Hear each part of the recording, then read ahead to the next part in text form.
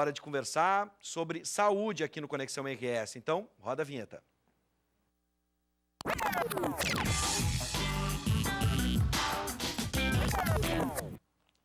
O mês de abril foi estipulado pela Organização das Nações Unidas para intensificar a conscientização sobre o autismo. O transtorno é caracterizado pelo atraso no desenvolvimento das habilidades sociais, comunicativas e cognitivas. Sobre este assunto, vamos conversar com a fonoaudióloga e mestre em psicologia, Mariana Lima. Seja bem-vinda. Muito obrigada. Tudo bem, Mariana? Tudo bem? Bom, vamos começar a entender. Muitas pessoas realmente não conhecem ou não entendem o que é o autismo. Vamos começar pelos sintomas mais comuns e alarmantes para que seja dado início aos primeiros diagnósticos. A gente já consegue reconhecer o autismo já na fase bebê, por exemplo, inicial? Já na fase bebê. O autismo ele pode se manifestar mais precocemente. Já um bebê com 2, 3 meses, a gente já pode notar quando é mais grave, né? As manifestações, quando são mais graves, a gente já consegue notar logo cedo. E quando é a mais tardia a manifestação, o que mais as pessoas procuram é quando tem ausência de fala, né? Uma criança que começa a demorar para falar, com 2 anos não fala nada, ou fala palavras isoladas, ou não tem a intenção da comunicação, porque isso é importante. Às vezes a criança até repete, ou faz o bababá, faz o mamamá, mas aquilo não tem uma intenção de comunicação, né? É só uma repetição vazia, Sim. sem nenhuma intenção. Então, alguns sinais precoces de criança que não faz contato quando está mamando no peito da mãe, ou uma criança que não se aconchega no colo, né? Então, são manifestações bem precoces. A gente tem que lembrar sempre que o autismo, ele é um transtorno do espectro, é um espectro, né? Então, ele pode se manifestar de uma maneira bem suave, né? E das maneiras mais graves. Então, tudo é autismo, mas, né, as manifestações também vão ser diferentes. Bom, quero lembrar que antes da gente continuar a nossa conversa, você de casa pode participar através do WhatsApp. É muito simples, tá? Você aciona o aplicativo WhatsApp, manda mensagem pra gente pelo 99588-2374. O pessoal vai colocar na tela, já tá ali. 99588-2374. Você pode mandar a sua mensagem se você tem alguma dúvida ou quer manifestar alguma curiosidade a respeito deste assunto. Bom, a gente viu que essa análise é bem precoce, mas quanto tempo leva para a gente definir se isso às vezes pode ser um problema na fala ou se isso realmente é autismo? Não é um diagnóstico fácil, né? É muito complexo e normalmente envolve mais de um profissional. Normalmente o pediatra já sinaliza para a família, alguns, né, um pediatra bem atento, assim, porque no primeiro ano a criança vai ao pediatra todo mês. Então é mais fácil de fazer um comparativo de habilidades que está conseguindo adquirir, né? A fala está um pouco atrasada, existem períodos para a criança desenvolver as habilidades. Quando começa a ficar isso muito atrasado, os sinais de alerta começam, né, a aparecer. Sim. Então ou a família pode estar atenta ou o pediatra. Normalmente o diagnóstico é feito também pelo pediatra, ou um neuropediatra, ou um pediatra do desenvolvimento, junto com outros profissionais de outras áreas. O fonoaudiólogo, porque daí envolve a comunicação, às vezes até um fisioterapeuta, um terapeuta ocupacional, né? Pessoas que vão estar ligadas a essa criança por algum motivo de uma habilidade que ela não tenha, né? Sim. Ou demorou para sentar, né? Caminha com dificuldade. Isso tudo são atrasos no neurodesenvolvimento que são características comuns ao autismo, né? Bom, e aí voltando umas casinhas, como tu disseste, Mariana, a gente tem diferentes graus, podemos dizer assim. Isso. Tudo é autismo, mas com diferentes graus. Para essas graduações, a gente tem diferentes tratamentos. Esse tratamento interdisciplinar, como tu disseste, ele tem um grau de intensidade maior, num acompanhamento é maior, é mais próximo, em um grau diferente de outro? Sim, porque tem autistas que falam, tem autistas que desenvolvem habilidades com as quais eles vão conseguir trabalhar futuramente, e tem os autistas mais graves que não falam e que não vão falar. Então, tudo isso vai nortear as terapias, né? A partir do diagnóstico que vai ser feito, a terapia vai sendo planejada à medida que as habilidades a gente vai vendo o que consegue, o que não consegue, e a partir daí a gente vai traçando o planejamento de terapia, né? Então, é muito personalizado, né? O autismo, ele tem características comuns que se manifestam de diferente maneira em cada indivíduo, né? Bom, não há cura. Não tem cura. Nesse caso, o acompanhamento, após a conclusão do diagnóstico, esse grupo interdisciplinar acompanha passo a passo até o fim da vida? Sim, não tem cura porque não é doença, né? É um Sim, transtorno, é isso, importante um dizer transtorno. isso.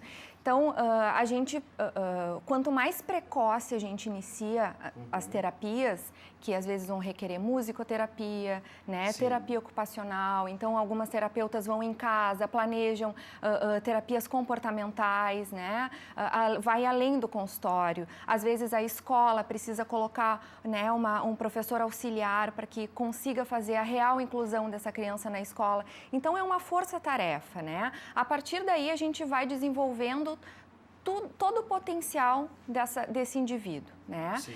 Vai chegar num momento que algumas coisas ele vai conseguir fazer muito bem e outras ele ainda vai ter dificuldade, né? E a gente vai respeitando isso e vai tentando fazer com que eles tenham um máximo de autonomia possível. Um detalhe aqui que a gente registrou é que, por exemplo, quando se fala em autismo, a maioria das pessoas, você aí de casa, vê reportagens sempre com crianças, né? Pouco se mostra os adultos, por isso perguntei se acompanhavam ao longo da vida, né? E dentro desse trabalho que é feito, essa força-tarefa, a gente consegue ver evolução do quadro, do começo até quando chega na fase adulta, a gente vê a diferença da criança, aquela criança que começou o tratamento, até a fase adulta? Sim, vai depender muito do grau, né? Tem autistas bem graves que a gente... Claro que a terapia a gente sempre vai ter um ganho, mínimo que seja, né? Mas isso vai depender muito do grau, né? Assim, do que está sendo afetado, né? De que habilidades que estão sendo afetadas. É uma pessoa que não consegue de maneira nenhuma se relacionar com outras, ou é uma pessoa que não consegue de maneira nenhuma falar. Então, tudo isso vai depender do grau. Mas sim, com as terapias corretamente aplicadas, a gente consegue um ganho mínimo que seja, sempre se consegue. Que bom. A gente tem uma participação e a mãe autorizou a imagem da criança, é importante a gente falar isso, 99588-2374. Então a gente vai para a tela para acompanhar. Meu filho foi diagnosticado perto dos 3 anos, mas por minha insistência, a pediatra achava normal ele não falar, né? E aqui está, então, ele tem 10 anos, é o Pedro, um lindo rapaz, e um beijo para a Raquel e para o Pedro de Canoas. Sejam bem-vindos ao programa. Nesse caso, ainda nessa fase adulta, é possível que a pessoa chegue, apresente os sintomas e nunca tenha passado por um diagnóstico médico ou até mesmo um diagnóstico equivocado. O autismo ele é um transtorno de difícil diagnóstico, né? Hoje a gente já sabe mais, já existem pesquisas, existem grupos bem importantes com pesquisas bem consistentes, né, em relação a isso. Tem bastante profissional qualificado, mas se a gente for pensar 20 anos atrás, por exemplo, era um transtorno que muitas famílias acabavam até escondendo, né, essas pessoas em casa, porque era muito difícil de fazer um manejo social, né? Então, muitas vezes... E tem também o autismo que tem algumas habilidades muito bem desenvolvidas, né? Então, é aquilo que as pessoas chamam de gênios, né? Ou então, assim, ele é superdotado, ou então ele tem altas habilidades, né? Então, às vezes, eles, por não conseguirem se relacionar socialmente, acabam desenvolvendo habilidades que eles consigam desenvolver sozinhos. Então, são muito bons em programação de computação, né? Ou então desenvolvem habilidades matemáticas, né? E acabam ficando, assim, meio excêntricos, né? Tem aquele jeito e tal. E são autistas, né? Tem a síndrome de Asperger, que antigamente era diagnosticada como uma síndrome separada, hoje a gente já classifica dentro do autismo, que é como se fosse o autismo mais leve, né? Então, são indivíduos que têm um bom relacionamento social, mas assim, falam de uma forma meio diferente, né? Muito rebuscada. Então, acabam sendo vistos como excêntricos e muitas vezes não são diagnosticados, né? São pessoas que tocam muito bem um instrumento, né? Então, assim, jogam jogos muito bem, enfim, ou praticam esportes muito bem, né? Então, tem tudo isso, assim. Sim, podem não ter sido diagnosticados. Perfeito. Vamos agora, mais uma vez, para a tela, 99588-2374. E a gente tem a participação da Natália. Seja bem-vinda, Natália. Tenho um filho autista, mas aguardo na fila do SUS pela UBRA a chamada da neuropediatria. Gostaria de saber como a PAI ou a CADEF, assim que se pronuncia, podem me ajudar, ou algum lugar que tenha apoio às mães enquanto aguardo essa consulta tão esperada, pois preciso do diagnóstico do neuro.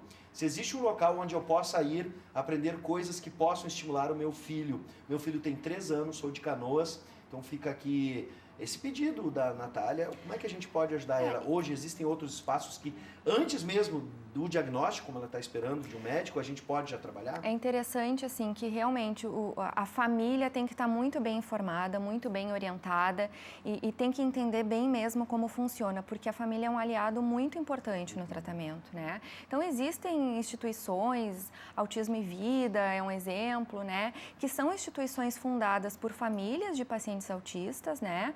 E que promovem cursos, treinamentos, né? Então, começam a engajar essa família e desmistificar muita coisa e mostrar como podem ajudar, né?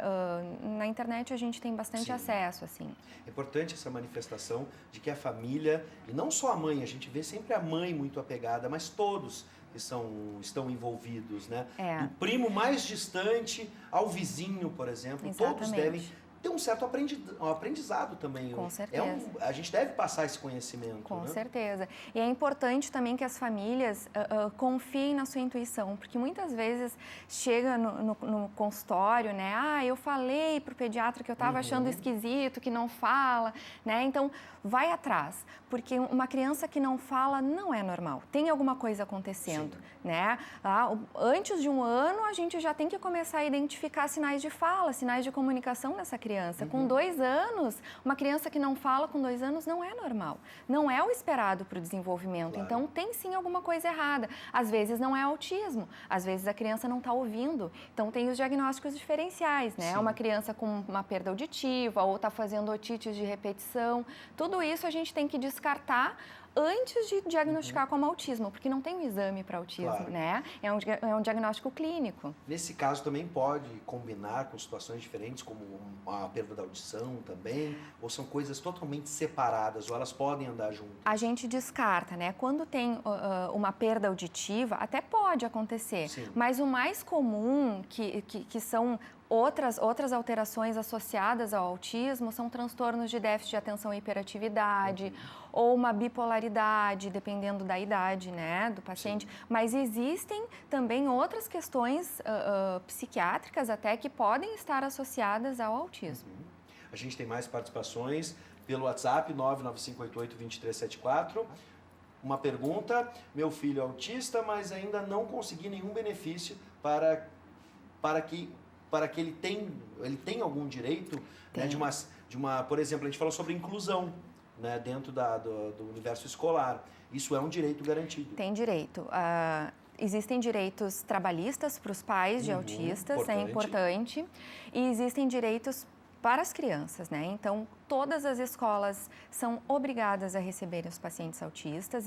Existe uma lei específica para isso. A escola deve proporcionar um ambiente acolhedor, né? E personalizado. Então, assim, não dá para botar todo mundo no mesmo balaio, né? Cada paciente vai requerer uma atenção diferente. Muitas escolas, a família até pode fazer o pedido para a Secretaria de Educação Municipal, estadual, ou até na rede particular também, fazer a solicitação de que haja um professor assistente. Né, para acompanhar aquela criança, para fazer com que essa criança seja realmente incluída naquela turma e naquela escola. Né? Ela precisa fazer avaliações separadamente, a avaliação dele precisa ser de acordo com as habilidades que ele consegue fazer, né? Então, tudo isso precisa ser adaptado, precisa haver uma adaptação no currículo dessa criança. Bom, para finalizar, vamos deixar aqui pilares para essa situação, para esse assunto, que devem ficar claros e bem firmes para todo mundo. Primeiro, o transtorno ele tem tratamento e a gente pode trazer melhora na qualidade de vida dessa criança e dessa família. Sempre, com certeza. Existem direitos e as pessoas devem buscar esse direito, especialmente na área escolar, por exemplo. Principalmente. E também na área do trabalho, no mercado de trabalho, né? E, acima de tudo, o amor e carinho e a participação da família, né? Exatamente. E sempre estar atento aos mais sutis sinais que a criança possa apresentar, né? Então, assim, as crianças precisam falar. É normal que as crianças queiram falar. Então, fiquem atentos a isso. Gente, eu quero manifestar aqui a participação hoje em massa, muitas pessoas, não só com filhos, mas com curiosidade. Isso é bom, as pessoas estão buscando informação, é por isso que a gente está tratando do assunto. Para isso, existe esse momento em que a Organização das Nações Unidas reforça, né, a informação sobre o autismo. Então, eu vou pedir o seguinte: caso, infelizmente, a gente não vai conseguir, com todo o tempo, pouco tempo que temos, né, atender você aí de casa. Então, eu já vou adiantar que esse programa será reexibido às 10h15 da noite, nosso horário alternativo, para você assistir novamente. E depois nós vamos disponibilizar essa entrevista no nosso canal no YouTube, para que a Mariana possa mais uma vez se dirigir, né, a você aí de casa com essas informações. E nesse momento eu agradeço. Seja sempre bem-vindo e obrigado por nos atender e trazer todas essas informações. Muito obrigada. É um prazer poder falar sobre o autismo e divulgar esse transtorno que precisa ser acolhido sempre da melhor forma. Seja sempre bem-vinda. Muito obrigada, obrigado, Mariana.